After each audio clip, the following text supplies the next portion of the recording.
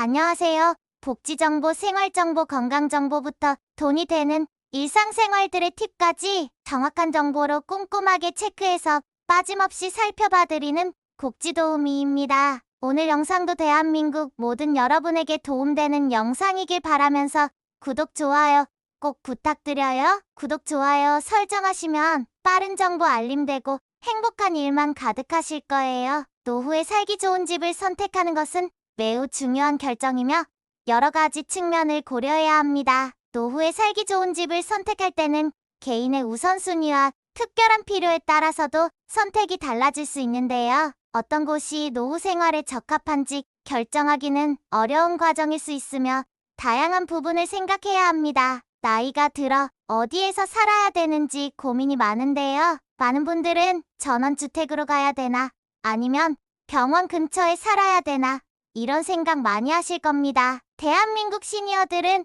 은퇴 이후 어디에서 사는 것을 희망할까요? 한국 베이비부머를 대상으로 노후에 희망하는 주거 형태를 물어본 결과 76.1%가 현재 살고 있는 집에서 살겠다고 답했습니다. 변화를 싫어하고 오래 살아 정든 집에서 계속 지내고 싶어하는 영향을 알 수 있는데요. 다른 주택으로 이사하겠다고 응답한 경우도 20.4%를 차지하였으며 장래의 간병에 대비하여 노인 전용 주거 시설에서 살고 싶다고 응답한 사람들도 있었습니다. 은퇴 후 어디에서 살 것인가는 기본적인 의식주 생활에 포함되기 때문에 은퇴 후 생활에서 매우 중요한 문제입니다. 보통 사람이 중년에서 노년으로 넘어가는 시점에는 이사를 한번 간다고 하는데요. 노후에 살기 좋은 집을 선택할 때 반드시 고려해야 될 사항들이 있습니다. 첫 번째는 병원이 30분 이내에 있는 집을 선택해야 합니다. 가까우면 가까울수록 좋은 것이 병원이지만 30분을 강조하는 이유는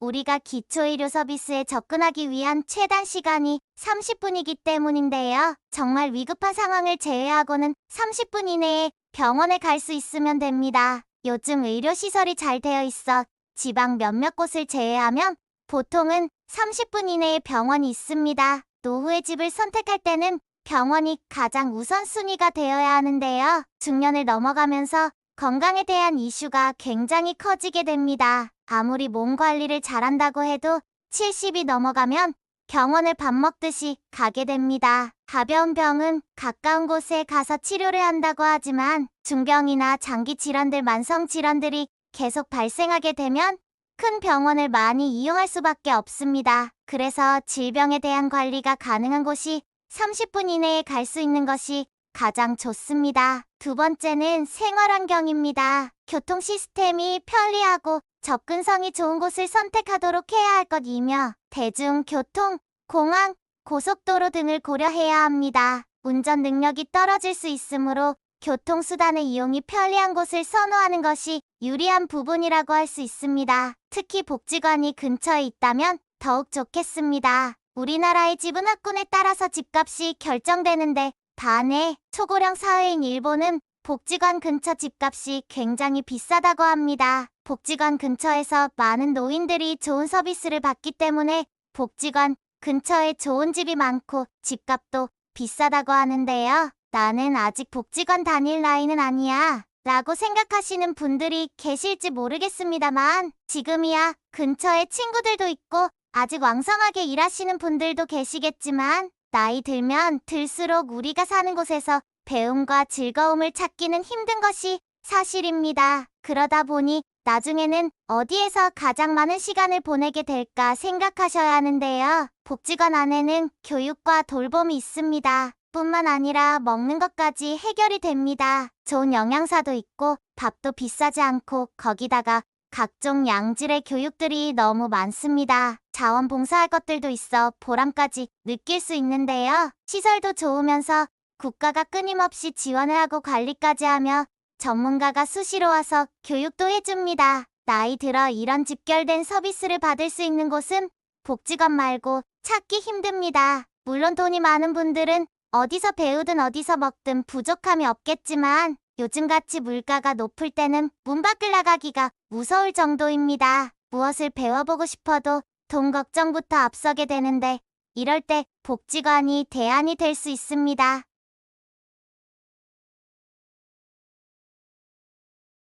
세 번째는 너무 작은 집은 피하셔야겠습니다. 60대 이후에는 자녀들을 모두 출가시키고 부부 또는 혼자 사는 시니어들이 많습니다. 이때 무조건 작은 집으로 가야겠다는 생각에 10평 미만 집을 선택하는 경우도 있는데요. 보통 정부에서 지원하는 실버 임대주택의 경우에도 전용 8평에 10평 정도가 많고 오피스텔의 경우에도 10평이 채 안 되는 곳이 많습니다. 사람이 자기가 원하는 물건을 놓고 정신적 안정감을 추구하는 것을 흔히 복지적 공간이라고 합니다. 그래서 노후의 가장 좋은 주거 형태는 18평에서 20평대의 소형 평수이지만 오락, 친교가 모두 가까운 거리에서 해결할 수 있는 주거 형태가 가장 좋습니다. 네 번째는 자녀와 같이 살아야 하는 어쩔 수 없는 상황이 오게 된다면 같이 사는 것보다 근처에 거주하는 것이 좋습니다. 보통 사별을 경험하게 되면 내가 몇십 년을 살던 내 집이 갑자기 공허하고 무섭기 시작합니다. 또 집이 너무 크고 관리하기가 어렵습니다. 그래서 그때 집을 좁혀가거나 아니면 자녀들이 가까이 있는 쪽으로 옮겨가시는 분들이 많이 계십니다. 이때 우리가 반드시 생각해야 할 것이 있습니다. 부모와 자녀가 함께 살면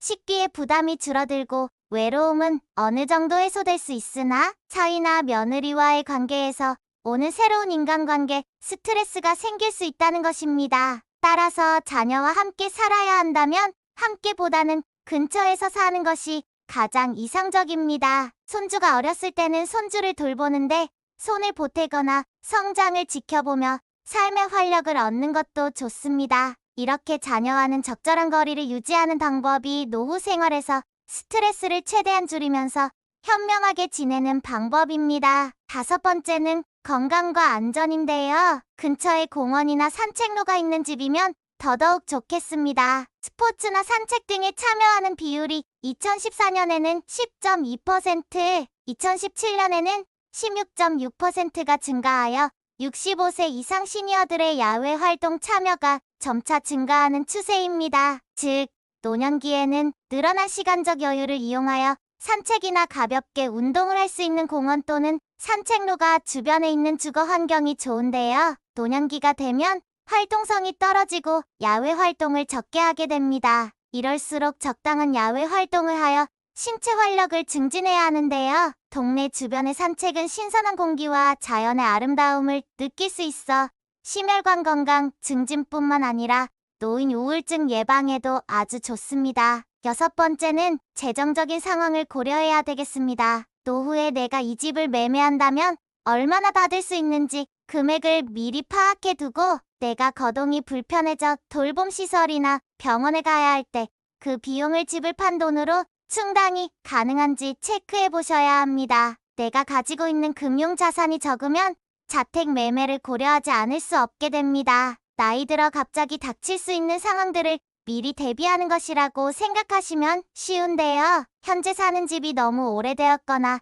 나에게 너무 크고 관리하기 어렵다면 노후용 집으로 이사하는 것을 권하고 싶습니다. 노후가 되면 다리에 힘이 줄어들기 때문에 너무 크고 넓은 집은 집만 될 뿐입니다. 젊고 아이들과 있을 때는 크고 넓은 집이 좋지만 혼자 혹은 둘일 때는 청소도 힘들 뿐 아니라 잡동사니가 쌓이기 때문에 작은 집이 좋습니다. 노후집은 익숙함도 좋지만 그보다는 편리성이 중요한데요. 지하철이나 마트, 병원 같은 편의 시설은 가까울수록 좋습니다. 또한 작은 집이라 해도 부부 각자가 독립적으로 사용할 수 있는 방이 각각 있는 것이 좋습니다. 나중에 정말 나이가 들어서 우리가 수족을 움직일 수 없는 순간이 오게 됩니다. 그때는 우리가 요양병원이나 요양원을 가든지 자식들과 함께하는 순간이 오겠지만 내가 50세, 60세 이후에 이사를 할 때는 나만의 기준과 우선순위를 정하고